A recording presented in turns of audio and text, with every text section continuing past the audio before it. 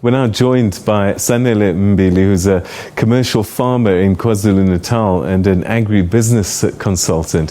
He works closely with both small-scale farmers and commercial farmers in the province, and their farmers have been highly impacted by the floods. He joins us now to give us the latest of what's happening on the ground. Thank you very much indeed for joining us on the program, Mr. Mbili. What are you seeing in terms of how farmers, both big and small, have been affected by these floods? Hi, Peter. Thank you for having me. Ash is not going too well for the small-scale farmers and also the commercial farmers as well. I think for the past few years, the farmers have been raising or trying to get attention with regards to the infrastructure, especially the roads leading to the farms, because some of the consumers are unable to get to the farms without the floods, in KZN. So farmers have been complaining about that.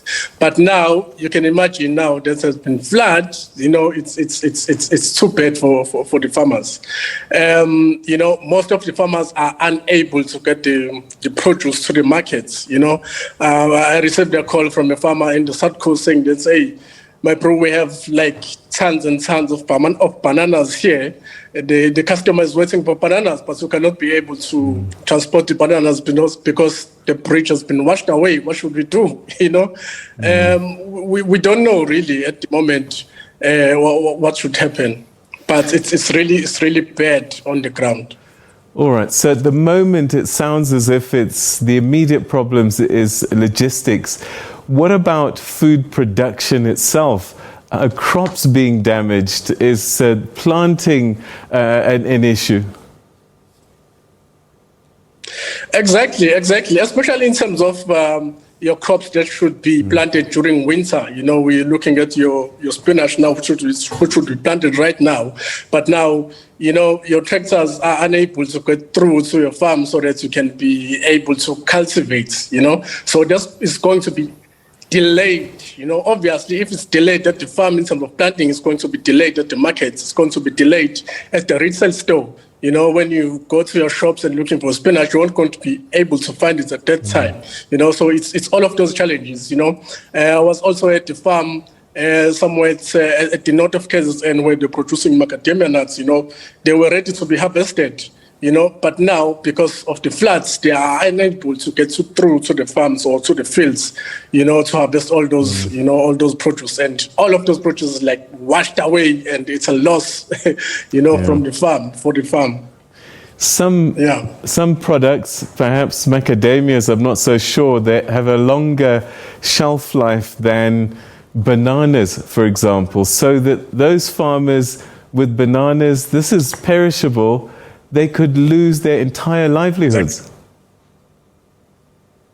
Hey, listen, bro, I also, received a call from someone who was producing like your vegetables, they're all, washed away and they are unable to get them to the market. So that's an issue, and now if the market is unable to get the products in terms of business, they'll say, oh, okay, you're unable to, to get us the products, then we'll try someone else, So especially with the small-scale farmers, if they have someone who are they going to supply and they have the agreement with, they need to make sure that they deliver this on time. If they don't deliver this on time, then it's a problem, I think we are more concerned about the small-scale farmers. I think many people, they don't understand the impact small-scale farmers have in the country and also in the food security of the country as well. Because, small-scale farmers, they are the ones who produce that food that you buy from the retail store.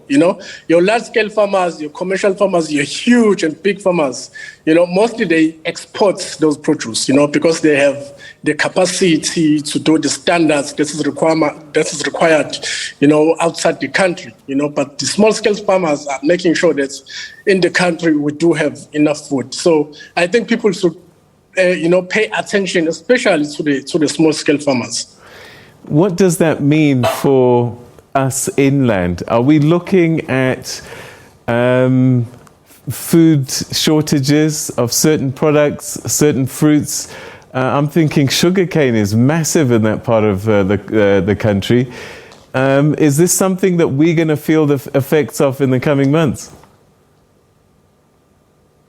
Yeah, definitely. If you look at sugarcane, it's only KZN and Mpumalanga mostly who produces sugarcane, and sugarcane. Everyone knows that it will produce your sugar.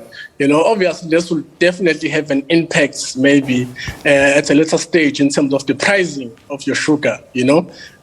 Because most of the farmers they're all flooded. They're unable to take their sugarcane to the mill. Their sugarcane is damaged. So that's a problem, for the markets. It means that the estimated tons and produce of sugarcane will definitely radically decrease. It will radically decrease, which means that there won't be enough sugarcane to be sent to the mill. Meaning that there won't be enough, cane or sugar to be produced, which obviously will mean the rise of sugar. All right, so we're going to feel in terms of price. We're going to feel it for sure as consumers. Yeah. Let's talk about the farmers again. I would imagine the bigger farmers can afford things like insurance for failures caused by flooding and things like that. But maybe the smaller farmers are not so protected. Listen, I was just talking to one of our farmers somewhere in the Midlands, and they've said that everything was washed away. They have poultry houses there, I think about 10 poultry houses, and you cannot see if that was a poultry house or whatever, if there was chickens there or whatever. There is nothing on site. Wow. Wow. So how is that person start again, and build again, especially if they are a smallholder, because if you're a smallholder, there's no budget to put aside and say, if there are floods coming, it's fine, I'll still be able to build again, so that's the biggest challenge we have. And I think people don't understand the importance of food security in this country. Yeah. It's important that everyone is talking about, everyone affected in the communities, but also, agriculture and the farmers are really important. I think, in a couple of years with COVID, it has shown us that agriculture is one of the leading industries in the world, one of the most important industries in the world. So in South Africa as well, we need to start taking that seriously. You can see that even in the seminars with government and all the stakeholders, with different, departments or sectors. Agriculture will be on the last to talk about. In South Africa, I'm not talking about other, European countries will ensure that agriculture, because it's food security issue. It's something related to health as well. They'll make sure that they push that. So we need to shift the mentality of the people of this country to say food security is one of the major important subjects that we need to engage on, and government and all the stakeholders as well. All right. So, Sanele, floods are not new. We have rainfall patterns that have been fairly consistent over time. The severity may change, but we know that this time next year, we're likely looking at a similar scenario. Is there anything that we can do to mitigate and maybe avert some of the damage that we've seen? Thank you for that. I think people in the agricultural industry will understand that we have been also pushing the factor of the climatic change, because as farmers, we've seen this long time ago that climatic change, the climate is changing, the winter is no longer the same. It's confused. As a farmer, it's confusing. It's no longer like similar like before, when that's okay, it's approaching July, so this is what we expect. We're approaching September, this is what we expect. It's totally different, and it's changing now, So that's what we've been preaching as farmers, to say, please, every stakeholder, let us play a role in trying and seeing what's happening in terms of the climatic change as well. In terms of the farmers on the ground, also, there have been measures to say, how can we ensure that we put measures or practices this will try and minimize soil erosion, on farm, because the major issue on farm would be soil erosion. So there are those practices that are there, that are available. We just have been trying to push on the farms to say, please make sure that you take care of these major practices. But also, I would like to also encourage the government to say, let us just not only have programs or projects designed on the media, on the reports, but let us also have something on the ground which will be hands-on. I think this is the most important issue, because everyone can design, a program to say, how do we minimize soil erosion? I can design this on paper, but are we sure those farmers are following that? Who's making sure, those farmers are following that?